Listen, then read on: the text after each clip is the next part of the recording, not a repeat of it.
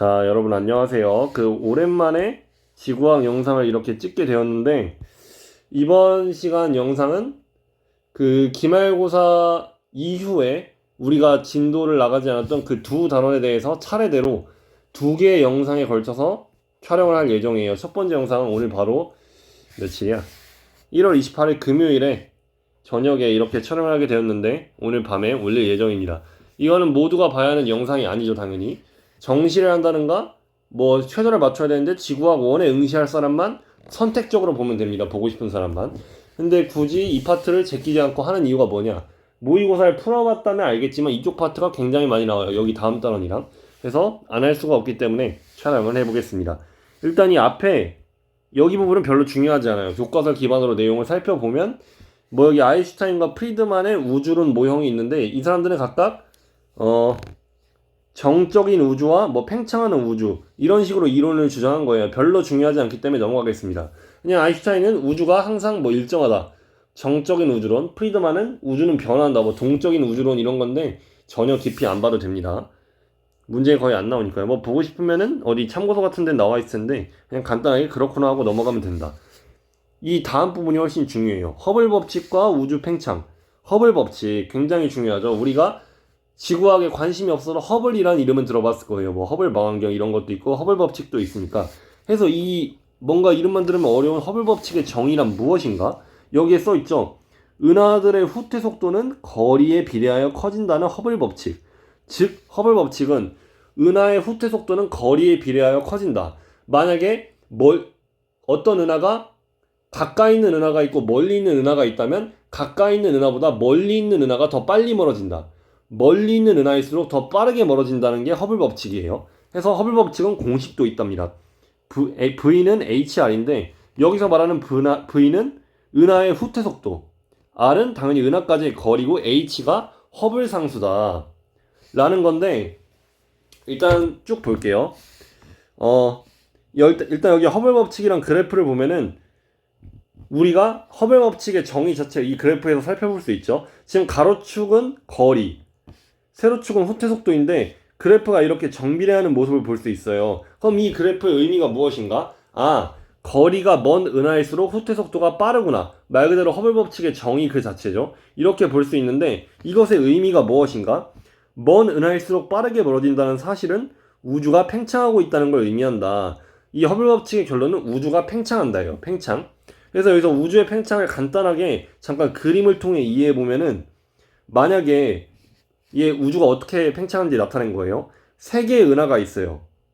이렇게 해서 점을 찍고 A, B, C라는 은하가 있다 칩시다. 우주가 어떤 식으로 팽창되는가? 일단 결론만 말하면 우주는 고르게 팽창돼요. 만약에 A, B, C 세 은하 사이의 거리, 이 A, B 각각 두 은하 간의 거리가 1이다. 근데 만약에 시간이 지나서 우주가 팽창했다 칩시다. 그럼 우주는 어떻게 팽창할까? 보면은 다시 A, B, C 하면 만약에 A와 B 사이의 거리가 2예요. 우주가 팽창해서 거리가 원래 1이었는데 이만큼 멀어진 거야. 그럼 B와 C와의 거리는 어떻게 될까? 똑같이 이만큼 늘어나는 거예요. 그러니까 요점은 우주 어느 공간에서는 팽창은 균일하게 나타난다 라는 거죠. 그리고 우리가 하나 더 알 수 있는 건 A와 C 사이의 거리는 2죠. A와 B 사이의 거리는 1이에요. 그러면은 근데 이 옆에 팽창 그림에서 A와 B 사이의 거리는 2인데 A와 C 사이의 거리는 4죠. 그러면 은하 A, B 간의 거리는 1만큼 늘은 거에 비해서 은하 A와 C의 거리는 3만큼 늘어난 거예요. 3이 아니라 2만큼. 그쵸? 1만큼 는 거와 2만큼 는 거, 이렇게 다르다는 것은 멀리 있는 은하일수록 더 빠르게 팽창하는구나 라는 걸 알 수 있다는 겁니다. 결국 했던 얘기 계속 하는데 그냥 멀리 있을수록 빨리 멀어진다 라는 얘기를 되풀이하고 있어요. 약간 여기 이 바둑판과 같은 느낌이에요. 이 바둑판 9개의 돌이 있으면 이 팽창하는 쪽으로 갈수록 고르게 멀어진다 라는 걸 설명하는 건데, 이걸 굳이 왜 그림을 그리고 앉았냐면 이 그림이 그대로 모의고사에 나오는 경우가 좀 있기 때문이에요. 그래서 여기서 중요한 점을 조금만 더 말하면 우주의 팽창에는 중심이 존재하지 않는다. 이 부분이 매우 중요하죠. 객관식 보기에 나오기 딱 좋은 문제예요. 모의고사에 우주 팽창에는 중심이 없어요. 만약에 우리가 이 바둑판이든 제가 그린 그림이든 우주가 팽창하면 어딘가에는 팽창하는 그 중심이 있겠지 생각할 수 있는데 중심이 없다는 거죠. 그 증거로 이 그림 자체가 뭐 A가 중심이거나 B가 중심이거나 그런 게 아니라 중심이 없으니까 모든 곳에서 고르게 팽창을 할 수 있는 거예요. 그리고 그러면서 은하 사이 거리는 떨어진 거리에 비례해서 더 많이 멀어지기도 하고. 그럼 여기까지가 허블 법칙인데 쭉 전개해 보면 우리가 이렇게 생각할 수 있죠. 아, 우주는 지금 계속 팽창하고 있네. 그러면은 미래의 우주는 점점 더 커져서 팽창하게 될 텐데 과거로 돌아간다면 이 우주가 점점 수축해서 먼 과거에는 언젠가 우주가 한 점에 모여있지 않았을까라는 생각을 할 수 있어요. 그게 바로 여기 밑에 있는 빅뱅 우주론이다. 지금 우주가 팽창하네. 그럼 언젠가는 한 점에서 시작을 해서 쭉 팽창한 게 아닐까? 이 이론이 바로 빅뱅 우주론이다 라는 것을 우리가 생각을 해볼 수 있습니다. 다음으로 넘어가기 전에 간단한 공식을 하나 쓰면은 여기 책에는 어디 안 나와 있던 것 같은데 이 허블 법칙이라는 공식이 있잖아요. 이걸 잠깐 이 밑에 그대로 써놓고 V는 HR이라 써있죠. 이거를 다른 식으로 문제풀이에 응용할 수 있어요. 일단 기본적으로 우리가 어떤 은하와의 거리를 측정하면은 거리는 R이죠. 여기서 우리 물리에서 거리는 뭐 곱하기 뭐죠? 속력 곱하기 시간이죠. VT라고 할게요. 여기서 말하는 V는 똑같죠. 이 R도 똑같고. 근데 T라는 새로운 개념이 나왔어. 이 T는 뭘까? 이게 바로 은하까지의 거리. V는 은하의 멀어지는 속력이죠. 그럼 이 T는 뭐지? 바로 우주의 나이예요. 아, 여기 있네. 여기 있네요. 아, 여기 있어요. 똑같은 걸 제가 하고 있는 거예요. 여기 있는 거. 보면은 아, 거리는 속력 곱하기 시간이지. 즉 어떤 은하까지의 거리를 아는 상태에서 속력을 대입하면 우주의 나이가 나올 수 있겠네? 라는 걸 알 수 있는 건데 여기서 우리는 그럼 T는 V 밑으로 넘기면 V분의 R이구나 라는 점을 얻을 수 있는데 이거 어디서 뭔가 본 것 같죠? 지금 이 허블 법칙의 식을 만약에 H는 하고 R을 넘기면 R분의 V 아닌가요? 그럼 뭐 R분의 V? 여기 V분의 R? R분의 V와 V분의 R? 그럼 이 V분의 R은 뭐지? H분의 1이라는 거죠. 그럼 여기서 내가 말하고자 하는 요점이 뭐냐? 우주의 나이 T는 허블 상수분의 1이다 라는 관계가 나올 수 있습니다. 여기서 T는 H분의 1이다. 이런 공식을 알아둬야 돼요. 약간 암기하듯이 하는 거예요. 거리는 속력 곱하기 시간이지. 그럼 R 곱하기 VT가 나오는데 T는 H분의 1이니까 뭐 R은 뭐 H분의 V 이렇게 나타날 수도 있고 이걸 내가 왜 하고 있냐면 이걸 그대로 쓰는 공식이 아니 문제가 많다. 만약에 뭐 어떤 우주론에 관한 문제가 있는데 기억 이 문제 보기에서 허블 상수는 뭐 100이다 하면은 허블 상수 H를 제외한 V랑 R이 주어져 있겠죠? 해서 계산식에 그대로 넣으면 10초 만에 공식에 응용해서 구할 수가 있다. 뭐 그런 식으로 문제가 나온다는 얘기입니다. 해서 넘어가 보면 여기 이 두 페이지는 언뜻 보면 안 중요해 보이지만 여기 굉장히 중요한 식이 하나 있어요. 여기 후퇴 속도 V는 C 곱하기 뭐 람다 분의 델타 람다이다. 그럼 조금 전에는 방금 거리나 뭐 허블 상수, 속력 이런 걸 구하는 식을 썼는데 속력을 구하는 다른 식이 있어요. 후퇴 속도 V는 위에 써 있다시피 람다 여기 책에는 그냥 람다라고 써 있는데 이걸 람다라고 읽어요. 저는 람다 제로라고 합니다. 분의 델타 람다 곱하기 C 똑같은 식이에요. 이게 무슨 말이냐? V는 은하의 후퇴 속도죠. V는 뭔지 안 쓸게요. 그럼 이 람다는 뭐지? 일단 람다는 파장이야. 근데 이 람다 제로는 뭘까? 람다 제로는 기준 파장인 거야. 기준 파장. 원래 파장. 그럼 델타 람다는 뭐지? 델타 람다는 식으로 풀이하면 람다 빼기 람다 제로예요. 그럼 여기서 델타 람다는 뭔지 아는데? 아니, 람다 제로는 뭔지 아는데 얘는 뭐지? 얘는 변화된 파장. 변화된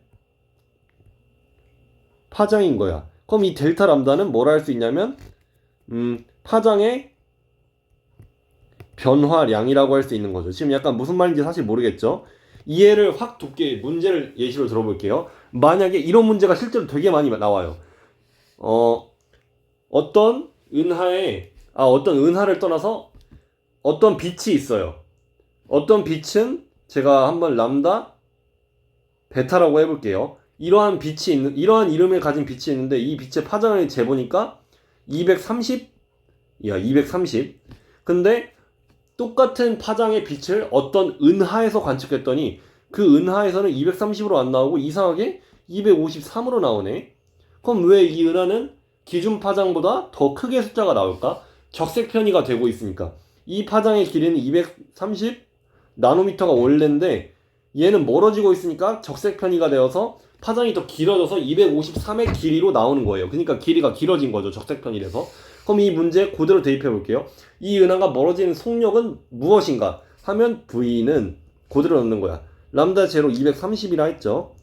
230분의 델타 람다, 람다 빼기 람다 제로죠. 그냥 23만큼 변했어. 솔직히 델타 람다라 하니까 어려워 보이는 거지. 이 둘이 차이 그냥 23 아닌가요? 그럼 분자 23 곱하기 C, 빛의 속도는 뭐지? 문제에 나와 있어. 30만 킬로미터야. 그냥 3 곱하기 10에 5승 킬로미터 퍼 세크라고 할게요. 그럼 이거 구하면 뭐야? 이거 약분하면 약 10분의 1이죠. 그럼 이거 30만 킬로를 10분의 1 하면 3만 킬로다. 그럼 어쩌라는 거지? 이 은하는 3만 킬로미터, 초속 3만 킬로미터의 속도로 멀어지고 있구나 라는 걸 알 수 있는 겁니다. 실제로 이 문제가 되게 많이 나와요. 해서 이 점을 설명을 하고 넘어가는 겁니다. 굉장히 많이 나오고요. 다음으로 빅뱅 우주론에 대해서 다뤄볼게요. 빅뱅 우주론, 아까 전에 마지막에 얘기했죠. 현재 우주가 팽창하고 있다면 과거에는 한 점에서 시작되었을 것이다. 과거는 우주는 초고온, 초고밀도의 상태, 즉 한 점, 모든 물질과 에너지가 완전 좁은 공간에 모여있기 때문에 고온이면서 고밀도인 거죠. 근데 이게 어느 폭발에 의해서 시작된 거야. 그 폭발이 바로 빅뱅이다. 혹은 대폭발이라고 하는데 어쨌든 빅뱅. 해서 개인적으로 그렇게 중요하다 생각하진 않지만 모의고사에 잘 안 나오는데 어쩌다 한번 나오니까 말을 하면 우주가 탄생하고서 우주의 나이대마다 사건이 벌어져요. 마치 사람도 태어나서 뭐 2살이 되니까 걸었다. 8살이 되니까 초등학교에 입학했네? 뭐 15살이 되니까 사춘기가 왔어. 이런 사건이 있잖아요. 나이별로. 우주도 똑같아요. 첫 번째, 우주의 나이가 3분이 되었을 때 무슨 사건이 발생했는가? 일단 온도는 15K예요. 뭐 이 15K가 별로 중요하진 않지만 중요한 건 뭐냐? 이때 이러니까 양성자와 중성자가 결합해서 헬륨 원자핵을 형성했대. 해서 이게 중요한 점은 사실 이 세부 과정도 대충 알아두면 좋아요. 양성자와 중성자가 결합하여 헬륨 원자핵을 형성했다는데 진짜 중요한 건 이 왼쪽에 쓸게요. 수소와 헬륨이 형성됐어요.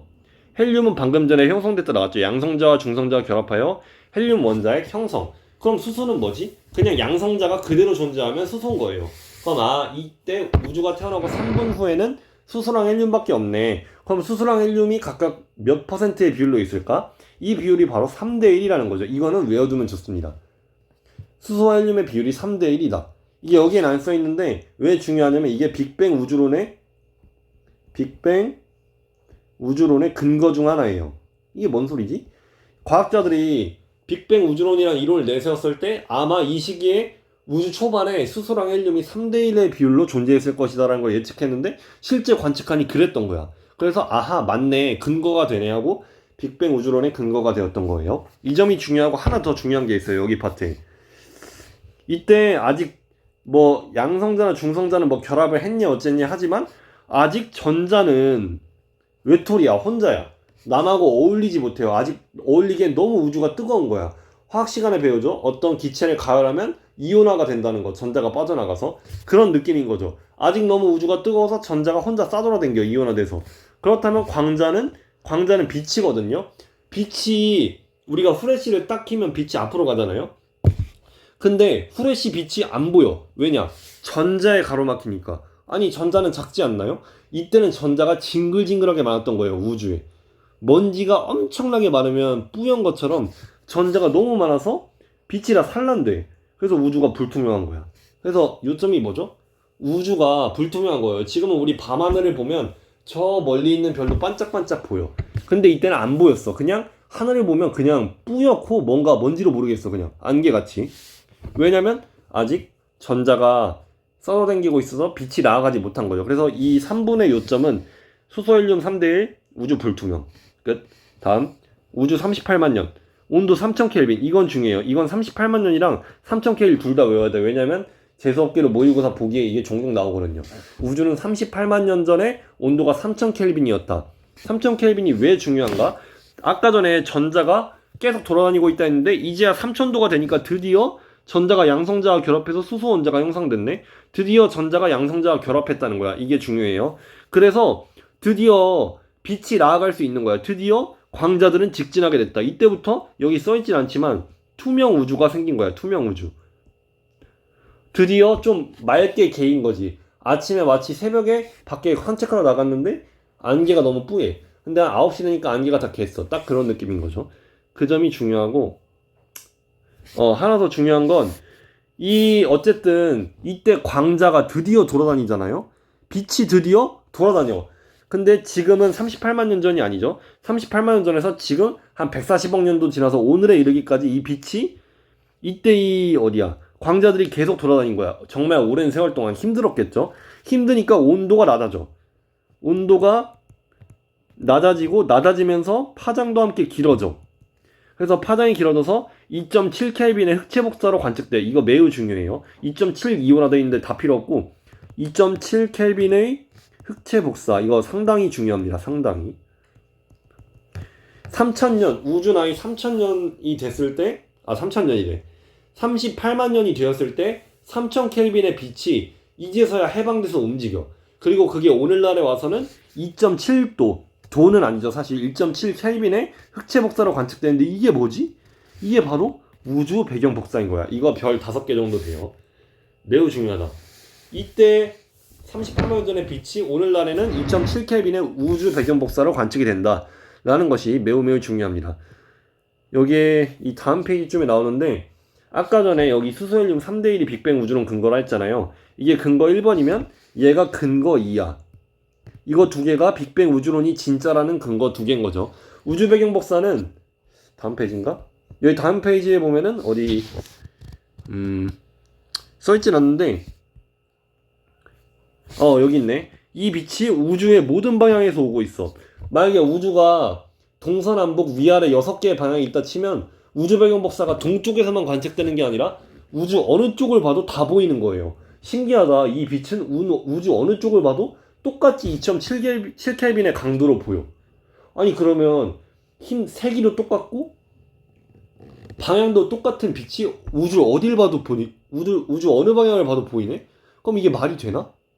이것도 빅뱅 우주론의 근거 중 하나라는 거죠. 과학자들이 만약에 빅뱅에 의해서 우주가 생겼다면은 우주가 식는 과정에서 빛이 이렇게 돌아다닐 텐데 그 빛이 아마 온도가 2.7켈빈이 될 것이다라고 예측했는데 진짜 그 빛이 나왔던 거야. 너무너무 신기하죠. 그래서 결정적 증거 중 하나다. 그리고 다음 페이지에 여기도 안 중요해 보이지만 중요한데 이게 무슨 말이냐? 보면은 그림 가라는 우주 배경 복사에 관한 다양한 관측자를 나타낸 거예요. 근데 색깔이 이게 라가 제일 최신이거든요. 연도를 보면 알겠지만. 근데 색이라는 것은 10만 분의 1 정도의 미세한 온도 차이가 있대. 굉장히 균일한 것 같지만 아주 미세한 온도 차이가 있는 거야. 그럼 이 온도 차이는 뭐지? 옛날에 우주가 온도가 다 같은 줄 알았지만 실제로 다 같았던 건 아닌 거죠. 진짜 극히 미세한 온도 차이가 있었는데 온도가 미세하게 낮았던 곳은 밀도가 조금이나마 크겠죠. 거기가 밀도가 조금이나마 크니까 중력이 커져서 모이게 된 거야. 그럼 이제 그 조금이나마 온도가 낮았던 곳에서 밀도가 커져서 먼지가 모이게 되고 그것이 별과 은하가 되었다. 요점은 우주 배경 복사에 미세한 온도 차이가 존재하는데 이 미세한 온도 차이에 의해 밀도 차가 존재하고 이 밀도 차에 의해 밀도가 높은 곳은 별과 은하가 생기게 되었다. 만약에 완벽하게 밀도가 같았다면 별과 은하는 안 생겼겠지만 진짜 다 똑같은 줄 알았는데 쬐끔이나마 균열이 있네. 그래서 별과 은하가 생겼다는 것이고요. 목이 아프네요. 다음 페이지 보면 여기 아까 그 3대1 얘기 있어요. 여기 수소와 헬륨의 질량비는 3대1이다. 빅뱅 우주론을 지지하는 증거가 된다. 근데 부족한 점이 있어. 급팽창 우주론이 나오게 되는데 얘는 여전히 해결해야 할 문제가 있어. 좋은 것 같지만 한계가 있네. 그게 바로 편평성 문제와 지평성 문제라는 건데 편평성 문제란 무엇인가? 여기 책에 써 있는데 우주가 팽창을 하잖아요. 그럼 팽창하면 직선형으로 이렇게 팽창하지 않겠지. 당연히 이렇게 구형으로 커질 텐데 편평성 문제란 무엇이냐? 여기 어렵게 써 있는데 공률이 0일 때 평평한 공간이 될 가능성은 거의 없다. 이게 무슨 헛소리냐면 아니 우주가 둥근데 우리가 여기 있다 치자. 우주를 관측해. 그럼 우리가 바닷가를 봐도 바닷가가 저 멀리 보면 지평선처럼 보이지만 실제로 바다는 둥글잖아요. 바다가 둥근데 바다가 둥그니까 우주도 똑같이 커진 거면 둥글어야 하지 않나? 우리가 우주 이쪽을 보면 우주가 이렇게 휘어있는 공률을 갖고 있어야 돼요. 우주 공간은 양수 혹은 음수의 공률을 갖게 되고 평평할 수가 없어. 이렇게 우주가 평평할 수가 없단 말이야. 이게 아니라 이거여야 하는데 실제로는 얘처럼 보이네. 마치 이걸로 보임. 실제로는 이렇게 둥글게 곡률이 있게 보여야 하는데 평평하게 보여. 실제로는. 아니 어떻게 된 거지? 관측상으로 이렇게 보이네. 그래서 아니 관측에 따르면 우주 공간은 평평하네. 그러면 안 되는데. 그래서 이 문제가 편평성 문제인 거야. 이게 빅뱅 우주론의 한계 1번이고 2번 지평선 문제. 지평선 문제는 일단 글을 읽을게요. 마치 지평선 너머에 있는 것처럼 멀리 떨어져 대폭발 이후에 한 번도 만난 적이 없는 서로 남남인 우주 지역이 어떻게 우주 배경 복사가 똑같은 거야. 우주 배경 복사는 아까 말했죠. 우주의 어느 곳을 봐도 똑같다고. 근데 원래는 그러면 안 돼. 왜냐면 우주는 빛의 속도로 팽창을 했거든요. 빛의 속도로 팽창을 했기 때문에 서로 간에 영향을 미칠 수가 없어. 만약에 우주에 끝과 끝이 있다면 얘네는 평생 한 번도 만난 적이 없는 거야. 얼굴도 본 적이 없어. 그럼 얘네끼리는 서로 다른 성질을 나타내야 하잖아요. 근데 여기 가운데 있는 우리가 보기에는 여기 왼쪽을 보나 오른쪽을 보나 온도가 똑같은 거야. 어떻게 그럴 수가 있지? 얘네는 서로 영향을 미친 적이 없는데. 아예 남남인데 마치 우리나라에 있는 나랑 저기 어디 뭐 유럽에 있는 어떤 사람이랑 완벽하게 똑같은 거야. 뭐 외모부터 성격 그냥 모든 것이 말 한마디 한마디 하는 거 다. 그게 말이 되나요? 말이 안 되지. 근데 이게 어떻게 그럴 수가 있지? 하는 게 바로 지평선 문제라. 요약하면 모든 방향의 우주 배경 복사가 동일할 수가 없는데 우주는 정말 빠르게 팽창했기 때문에 서로 간의 영향을 전부 미칠 수가 없는데 똑같은 거야. 어딜 봐도. 이게 바로 지평선 문제인데 이러한 문제를 해결하기 위해서 급팽창 우주론을 제안하였다. 급팽창 이론은 빅뱅은 우주가 팽창할 때 광속으로 팽창했던 건데 급팽창 이론은 우주 탄생 직후에는 빛보다 빨리 팽창했다는 거야. 말 그대로 급팽창.